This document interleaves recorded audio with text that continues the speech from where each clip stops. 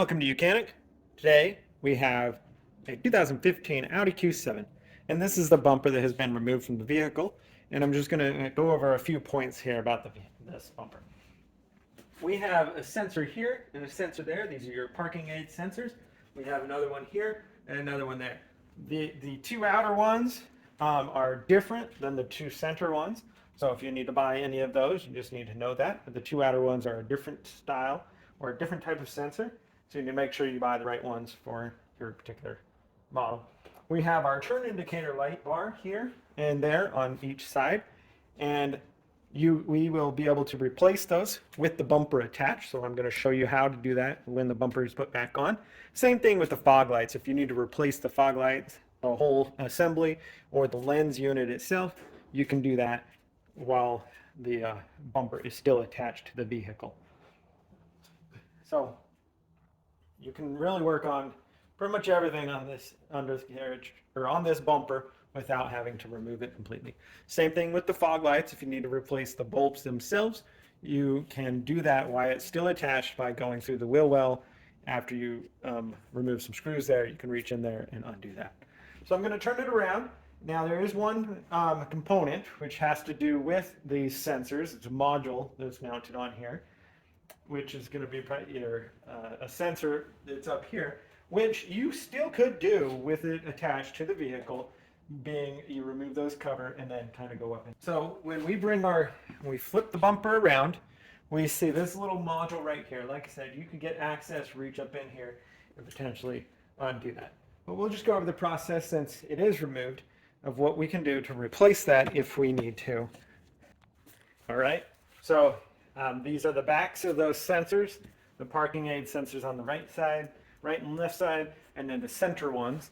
And we got this electric here. We got this electric connector for our light bar, turn indicator. And then we have this little module here that has to do with the parking sensors and or the distance reading from between you and another vehicle. So we have one electric connector here. We squeeze and are able to unclick it. Go. And then a Phillips to undo right there. That'd just be a P2. Okay. So we have our P2 here to undo this screw. And then we have this little clip here that it just kind of folds down. And now we can slide out this this module here to be able to replace it. All right. So then we would just be able to go back to be able to replace this, and then just slide it in there.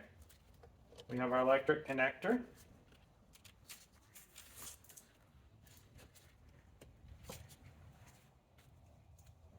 And then we have our little clip here that we're going to get back in there, line it up.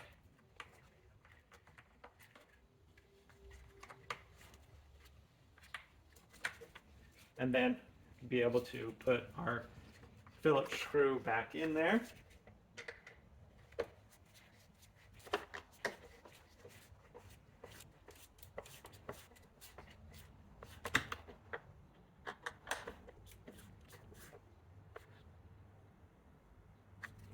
There we go. And so that's pretty much the only sensor or module that it would be a little bit more difficult to do while the vehicle is attached, or why the bumper is attached to the vehicle. So, but it does look, you can remove these and reach up in there and do that. But that's the only one that would be a little bit more tough than the others. So that little sensor there, or module on your vehicle. Thanks for watching Mechanic, where you can be the mechanic.